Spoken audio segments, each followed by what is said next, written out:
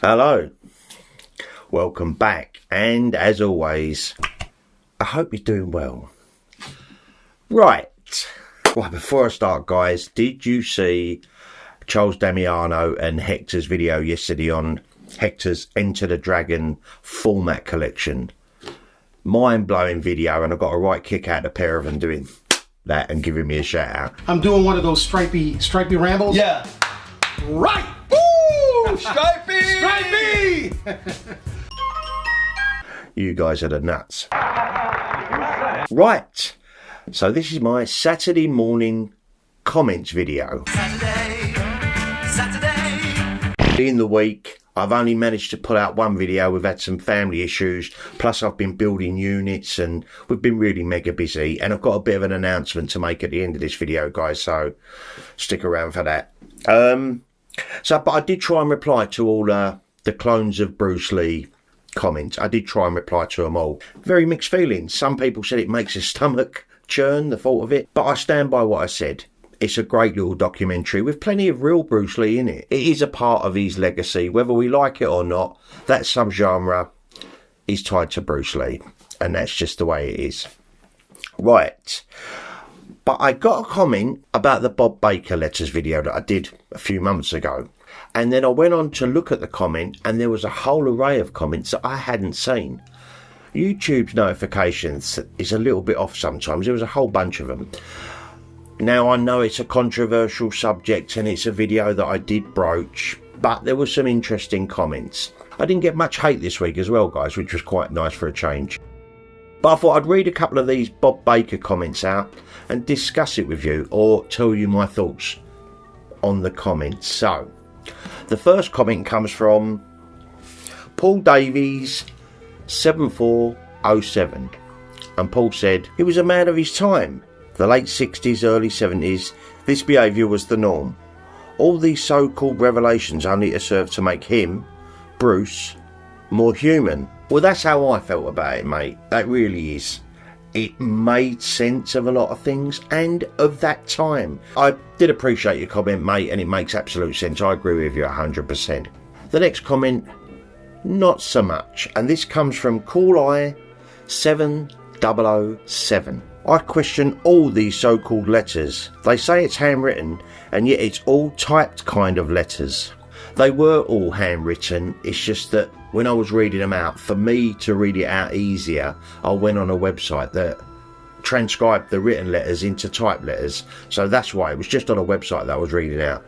But there are letters on the internet, you can see them, all handwritten. The only medical thing that Bruce Lee took was marijuana, and that is very well known.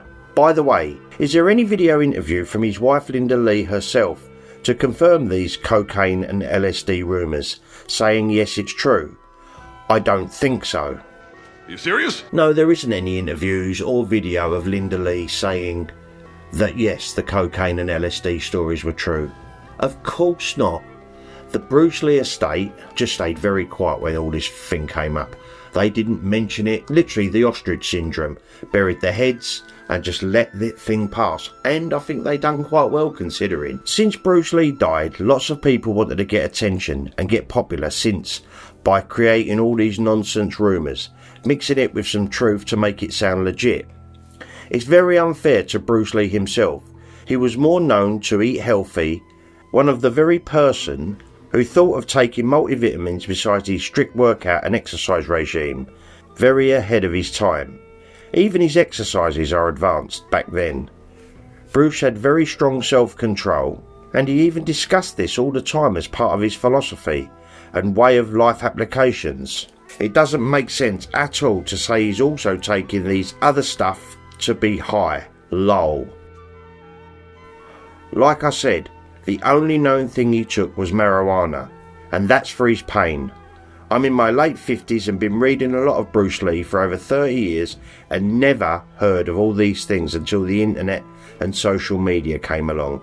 Now this generation are all mixed up, while the people who made up these stories are probably making a lot of money now using Bruce's name. I appreciate you find it hard to accept, mate, but these letters have been authenticated, they are true, and if you think about Bruce Lee's erratic behaviour, towards the end of his life, it kind of makes sense. I was one of them. I was a little bit shocked and a little bit upset by it all, to be honest with you, but once I stewed on it a little bit, I thought, does it make any difference? No. Anyway, I appreciated your comment, no pal, thanks. Next one is from Paul Kelly 7841. Hi Mr. Rambles. These latest letters from Bob Baker have been very hard for me to take this weekend. I have been a Bruce Lee fanatic for over 50 years, and I know Bruce wasn't perfect, and I know that he has dabbled in some of the softer drugs, but to find out that he did cocaine, and by the seams of it, was doing a lot of cocaine in a big way, I find it has tarnished my admiration for the man, and it will take me a long time to come to terms with it. No wonder Linda didn't want a full autopsy when Bruce died, as the cocaine would have showed up. I just feel we have been fed a massive lie. Bruce always said, take what is useful and disregard the rest. How the hell is cocaine useful? The fact that they was asking Bob Baker to hide the drugs in clothing and books just makes it all the more seedy. I still regard the man as a true legend, but it will take me a long time to get over. I wouldn't stew too much on it though, mate, really. I love the fact that we get all this information. It was news to me. I mean, when did this drop now? I mean, it was Matt Polly who put it out on Twitter. Was it 2018, 2019? It was a massive bit of news. Hit a lot of the newspapers with their salacious headlines. But it is what it is. But don't be too down about it, mate. Doesn't change a thing. Did Bruce Lee impact your life in a positive way? Did you enjoy watching his movies and reading about Bruce Lee's life? Don't let it get you down, pal. Thanks again for your comment, mate. Right, this next one is from Carl Playford 7345. Right, pal? You're gonna love this. First of all, none of these drugs are performance enhancing, so Bruce's skill and hard work was his own. Exactly. I always thought the acid, LSD, made sense for such a philosophical, deep-thinking guy. I always thought that about the LSD, the philosophical side. It was very, very Alan Watts, very, very trippy. These drugs were pretty much part of the celeb life back then, and some are now. In an interview, Unicorn Chan said Bruce would stay at home for around 2 weeks straight and rarely even shower because he was recharging stroke coming down. See, I didn't know that about Unicorn Chan. The letters are an interesting read. I got the auction catalogue so I could read all the scanned items. I believe the M-pills are mescaline, which is a type of strong hallucinogenic. I've heard about mescaline, another very strong hallucinogenic. And obviously Bruce not only was getting LSD, he was asking for psilocybin, which was magic mushrooms. A Derringer is a gun. He had it smuggled over. I didn't know what a Derringer was, but we don't have guns in the UK. I think the cocaine definitely led to his death, as using this drug can thin the blood-brain barrier and cause cerebral edemas. Would make sense why he fainted on May 10th, as he just received a coke shipment days before. I think nothing less of the man. He was human. More controversial vids like this, please, Stripey.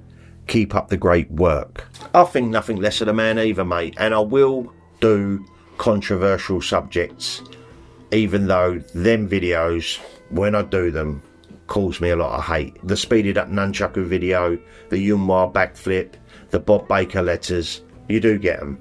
But yeah, of course I'm going to tackle all subjects regarding Bruce Lee.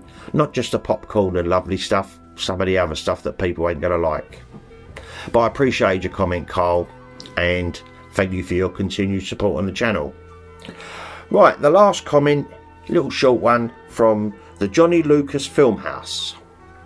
And he wrote, glad your thumbnail is in good taste, unlike those other Bruce Lee channels. Right. I struggled with the thumbnail on that video, the Bob Baker video. I was going to call it the Bruce Lee drug letters and all that, but it just didn't sit right with me and I really didn't want it on my page.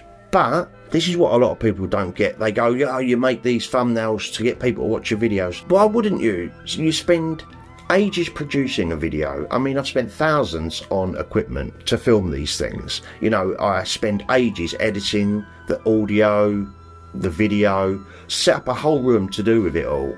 Of course you want people to watch the video, so you do make slightly clickbaity thumbnails. So I don't blame them.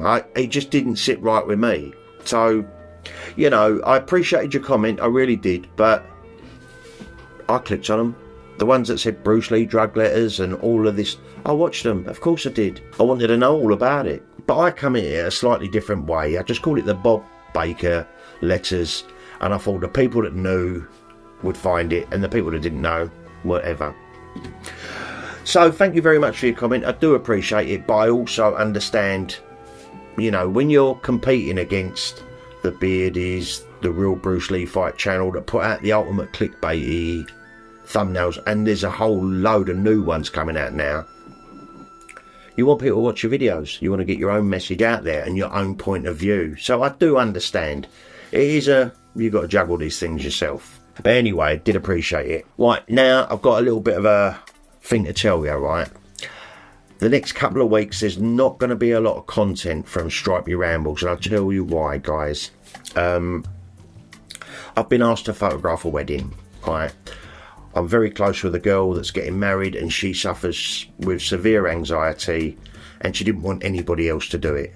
You know, I didn't really want to do it. I'm retired. I used to do photography, but she didn't want anyone else to do it because of her anxiety. I can be around her all day and she'll take no notice, but anyone else should just freak out. And she's already freaking out because she's getting married in 2 weeks. So I need to get back and start taking some photographs because I haven't done it for about a year. And I need to get my skills up and running, give all my cameras a little bit of a tweak and get everything up and flowing again. So for the next 2 weeks, guys, I will try and put out a video if I get the time, but I need to spend some time getting my photography skills up. I'm a little rusty, so please excuse me, but once this wedding's done, and that is on the 14th, I'll be back and I will not be doing any more. That is it. This is my final gig, but I had to do it for her because it was a personal thing and I had to do it. So please understand if there's a little bit of lack of content. I don't know, YouTube are going to strangle me. They already are, but I'm not worried about that. And I'll come back with a bang. I've got a load of ideas already set up, so I know what I'm going to be producing. So thank you everyone who's commenting on my videos. I do appreciate it. The new subscribers, the likes, the dislikes, people that have bought me a coffee lately, thank you very much. You're all so generous. And of course, my amazing patrons. You guys are amazing. Right, as always, if you like this sort of thing, give it a thumbs up, maybe subscribe to the channel. It don't cost you nothing and it does help me out. Have yourselves an amazing weekend, guys. Much love. I'll be back with another ramble real soon ish. Take care, guys.